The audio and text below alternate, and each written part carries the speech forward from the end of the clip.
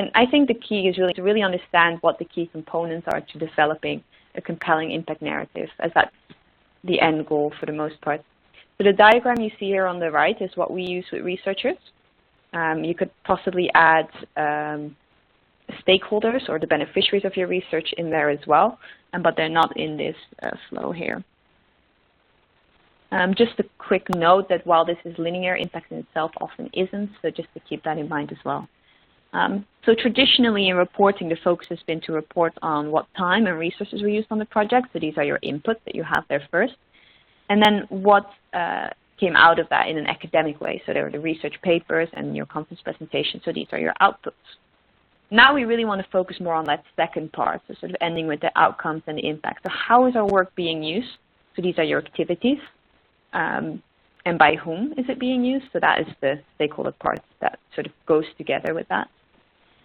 So these activities is really about sort of how is your work translated, used? Are you giving presentations? Are you having an exhibition? Are you collaborating with a company? Many different types of activities that could be taking place. Then what difference is it making and to who? So these are your outcomes or changes that are taking place. And then your outcomes are usually specific for short-term changes, while your impact then is sort of the longer-term changes that come out of that. Now, each of these components should be evidenced. For example, grant information is likely to be in a finance system. I think in the UK they use Aggresso, for example, or people information in an HR system. Outputs we often find in our repositories.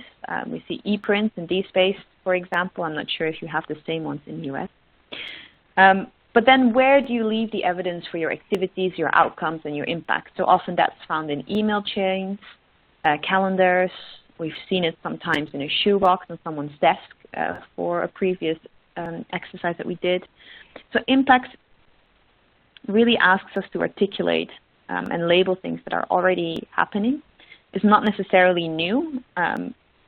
Researchers have been engaging in these impact activities for a while now, but many are just not labeling or storing it systematically. So it's quite understandable as they've never necessarily had to do that before.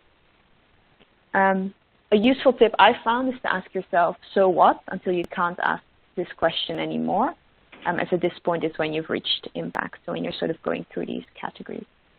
So it's really focusing on these different components of impact that should help you develop your impact plan or narrative.